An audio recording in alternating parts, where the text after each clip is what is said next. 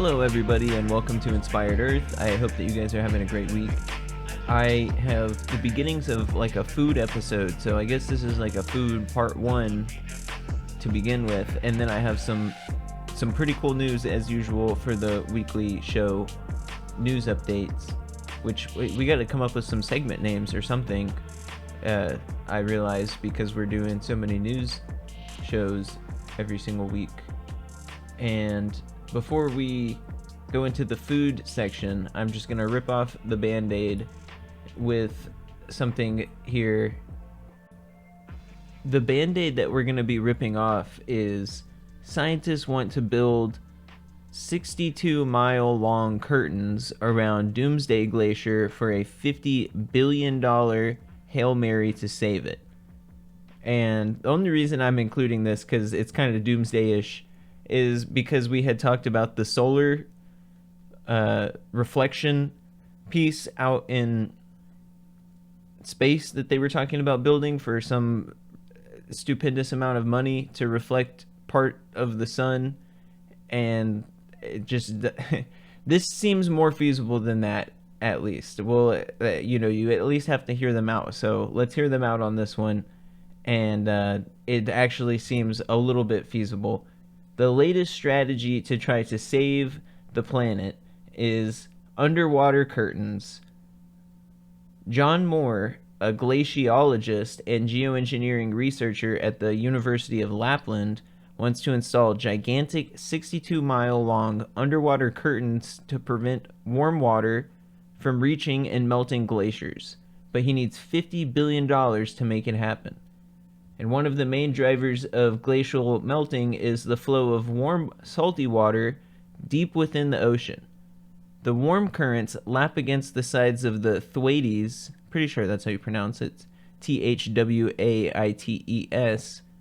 for example, melting away the thick ice that keeps this shelf's edge from collapsing. As the oceans warm because of the climate crisis, these intruding currents are set to increasingly erode the Thwaites. I think that's how you pronounce it. Thwaites, driving it closer to collapse. Moore and his colleagues are trying to figure out whether they could anchor curtains on the Amundsen seafloor to slow the melting. In theory, these curtains would block the flow of warm currents to the Thwaites to halt melting and give its ice shelf time to rethicken.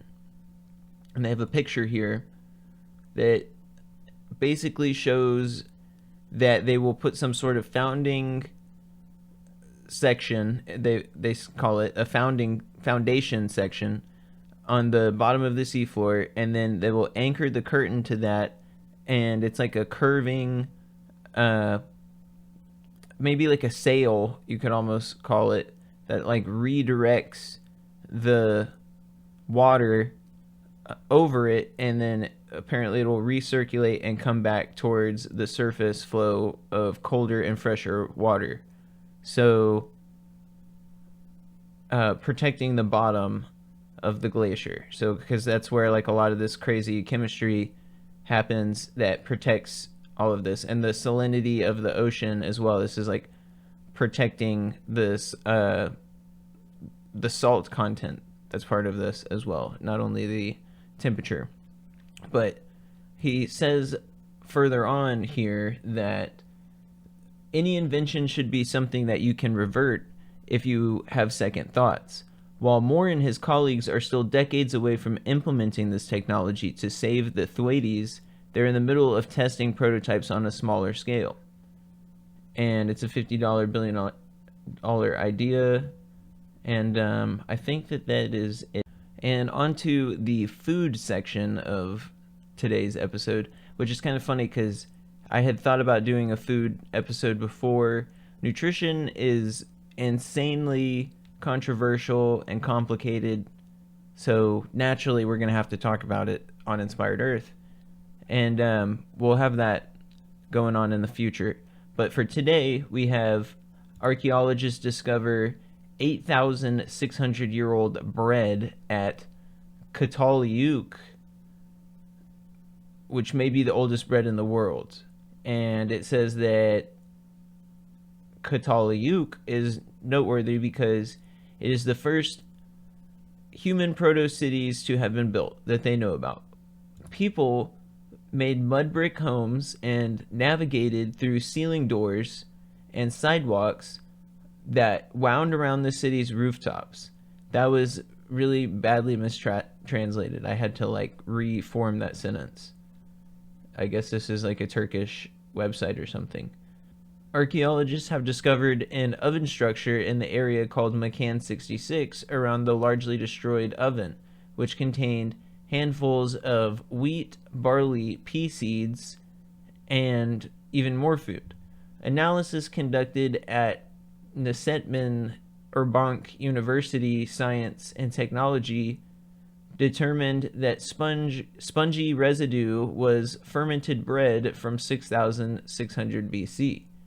A head of excavation committee and Anadolu University faculty member associate told the AA correspondent that when archaeology is mentioned, structures, monuments come to mind.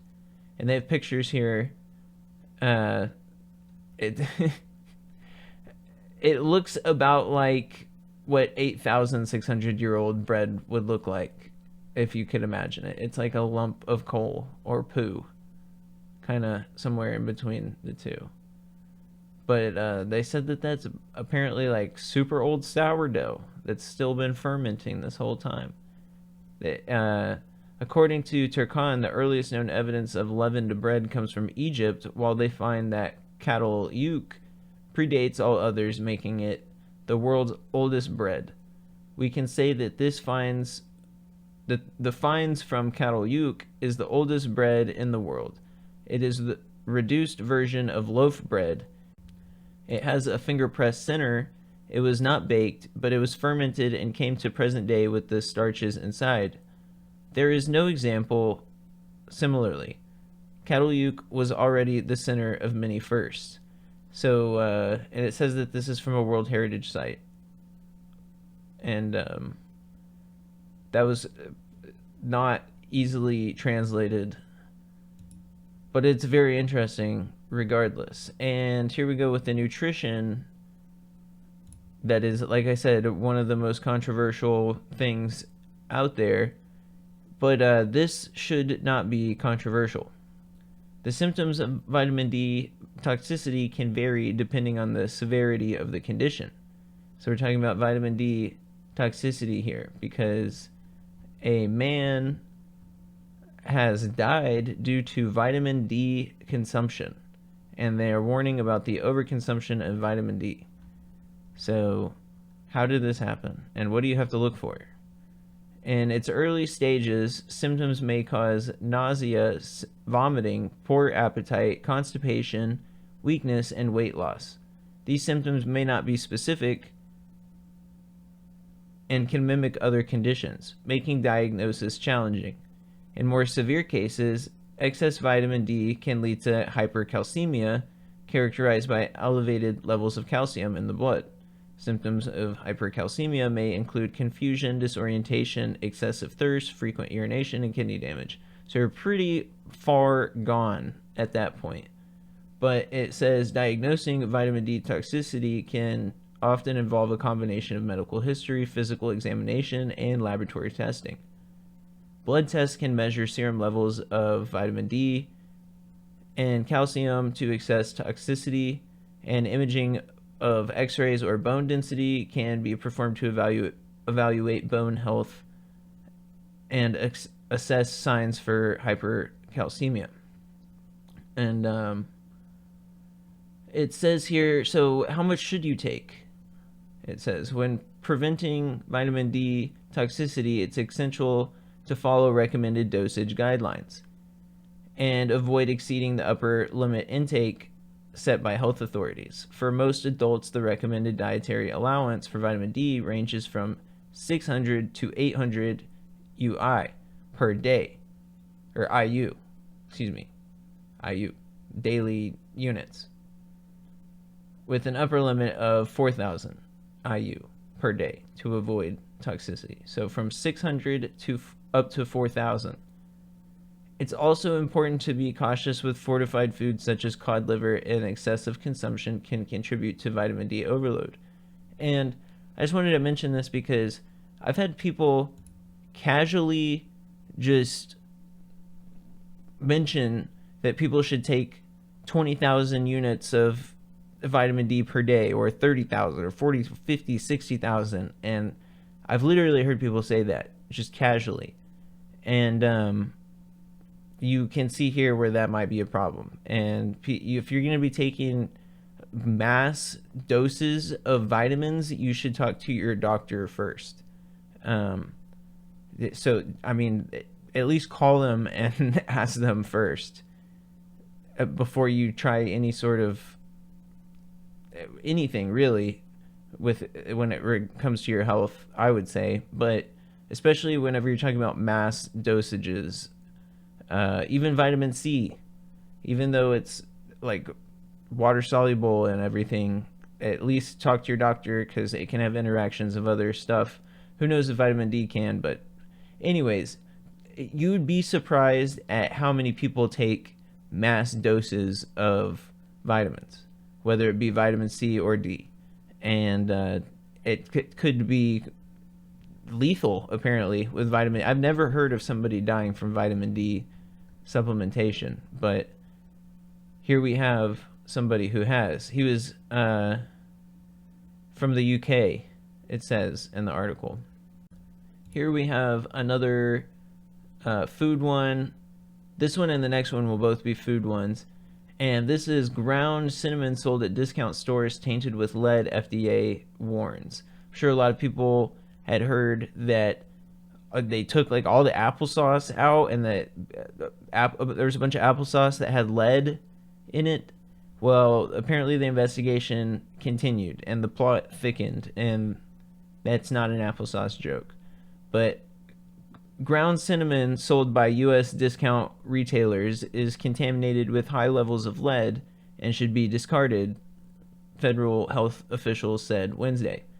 The U.S. Food and Drug Administration said cinnamon sold by stores including Dollar Tree and Family Dollar contained lead at levels that could be unsafe for people, particularly children, with prolonged exposure to the spice, and urged the suppliers to recall the products voluntarily.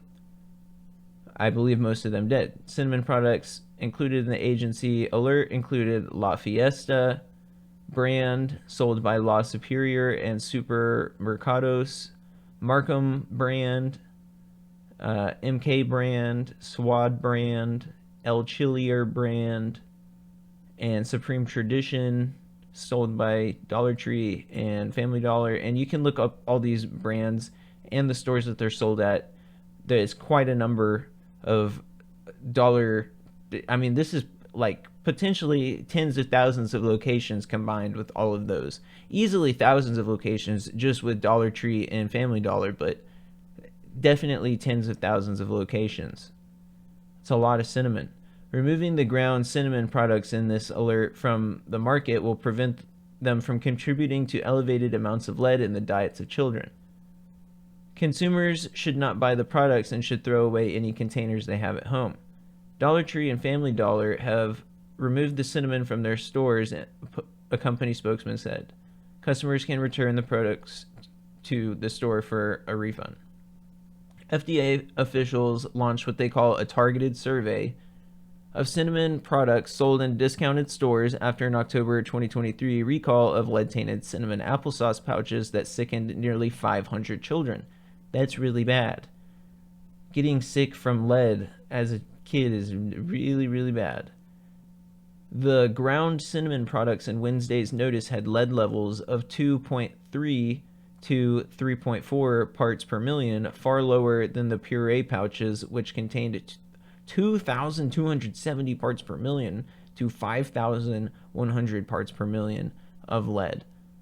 It says no illnesses or health effects have been reported to the ground cinnamon that we know of, probably because it was a lot lower, which causes totally different symptoms, by the way. High doses of lead and low doses of lead, totally different symptoms.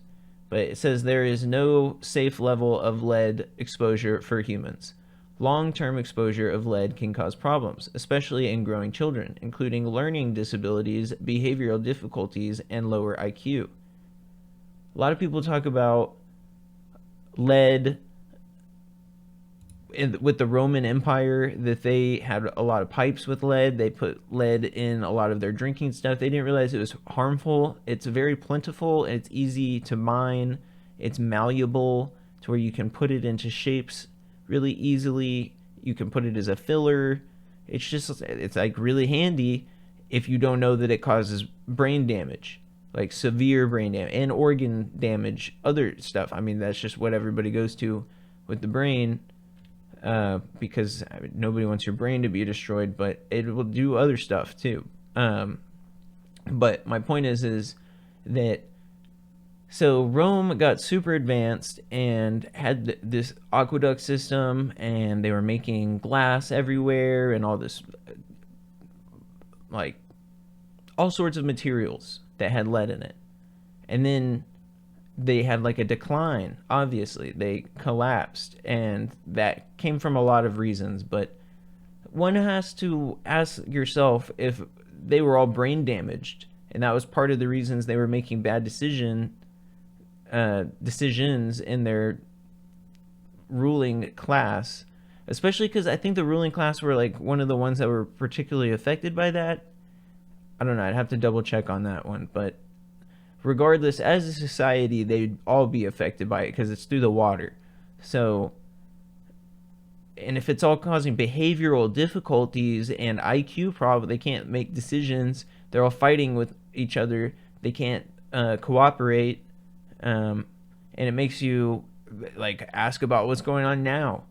With Flint, Michigan was just like the beginning of it, but yeah, like you should really look into testing your water, what water you're using, and the foods you're using. And on this note, before we carry on with the article, I'll just say that this cinnamon is not the, if you care about not ingesting heavy metals, cinnamon is not the only thing that you should be looking out for. Chocolate, I have bad news about chocolate. I know that probably a lot of people don't want to hear that, but there have been a lot of stuff with chocolate.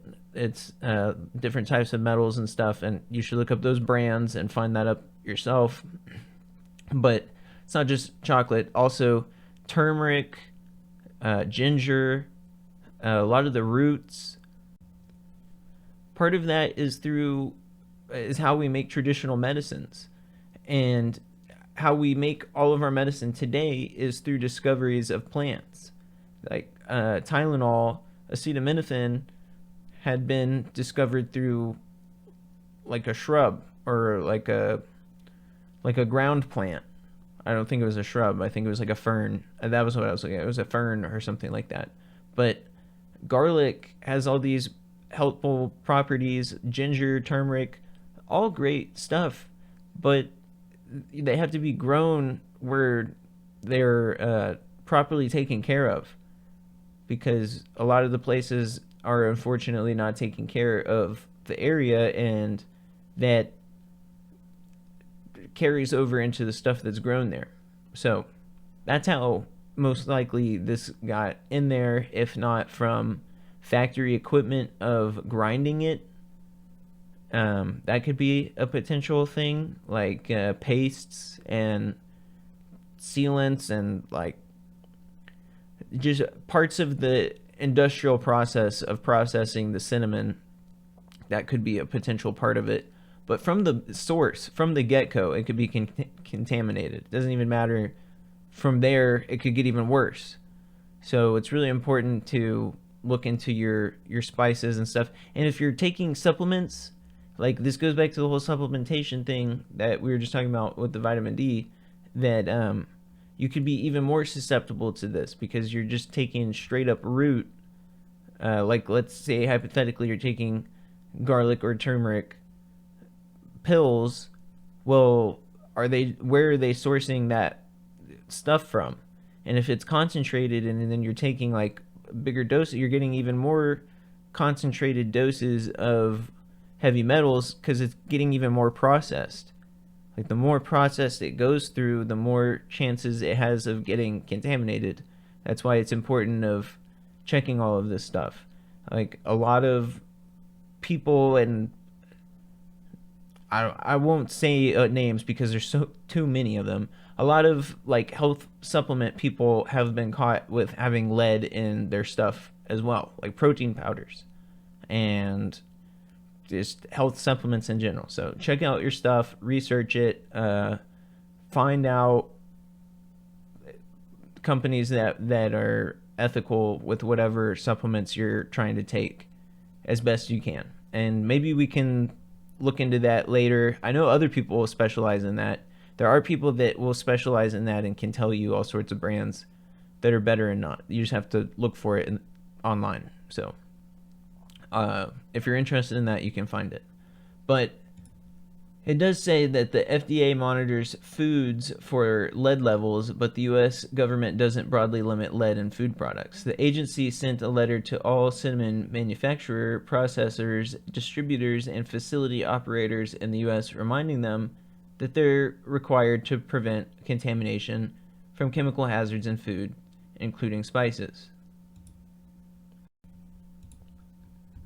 And here we are with the last food one, and it's the PFAS forever chemicals to be officially removed from food packaging, says the FDA. Finally, right? Hallelujah. How many years has this been going on? Says that the PFAS are a diverse group of synthetic chemicals that resist water, oil, heat, and stains, which is why they've historically been used in a wide variety of products, including food packaging, household cleaners, and nonstick cookware. PFAS are super durable chemicals that can take years to break down, hence why they're often called forever chemicals. Once discarded, PFAS can leak into the environment as they slowly break down, accumulating into the soil, rivers, and lakes. The chemicals can also enter the body when people consume water or food that's been exposed to the chemicals, during production of packaging, or when they breathe in dust painted with PFAS. They can be accumulated in a person's blood and breast milk. Numerous studies have demonstrated that potential health effects from being exposed to different PFAS. For example, chemicals have linked disruptions in the immune system, weight gain, decreased fertility in a mixture of animal and human studies, as well as cell-based research. The FDA February announcement is several years in the making. As an initial step in 2020, the agency announced that it was working with manufacturers to voluntarily phase out the use of certain PFAS in food chemical packaging, such as grease-proofing agents on paper and paperboard products. The goal was to phase these products out within 3 years. The FDA's announcement marks it a huge win for the public. So, it says that also that it comes from the food that you're eating as well. However, food packaging is the main way people are exposed to PFAS through their diets. There may also be other sources of PFAS in our environment that I feel like they're not easily as quantifiable, not easily as measurable. So there's not as much attention on that. I think it's way worse than we're realizing. But these include drinking water and meat and dairy products, she said, since livestock and poultry can be exposed to PFAS in a variety of ways during production. Again, it could take over 18 months for leftover stocks of PFAS-containing food packaging to be removed from the market. In the meantime, the FDA will continue to conduct research and update our evaluations using up-to-date science and ensure that our risk determinations continue to be accurate. So the one thing I'll add here that they don't add, and I'm not sure why they didn't add it, it could be like a political thing. I guess not a lot of people want to know about this or want people to know about it. But the PFAS also come from our firefighting equipment, like the foam that they use to put out planes, fires, and sometimes it's like preemptively. So there might not even be a fire, and they'll just spray it all over the runway just to like make sure that everything's going to be okay, which is like they're trying to save lives, but this stuff goes into the water and it runs off into the rivers. Like I've heard estimates with the Hudson River. I'm pretty sure it was the Hudson. It might not be, but a river next to an airport that was in the Northeast, I believe, and it was just thoroughly contaminated from the airport. And like every time they landed, they would wash it all straight into the river. So taking it out of our food stuff is great, but the containers, like, that's great, but it's still going to be in the food. And that's what people still need to realize. We're slowly getting there, but it's one of those things that we have to just slowly raise awareness about, and it's like a journey in educating people, getting the politicians to do something about it. And yeah, we'll move on.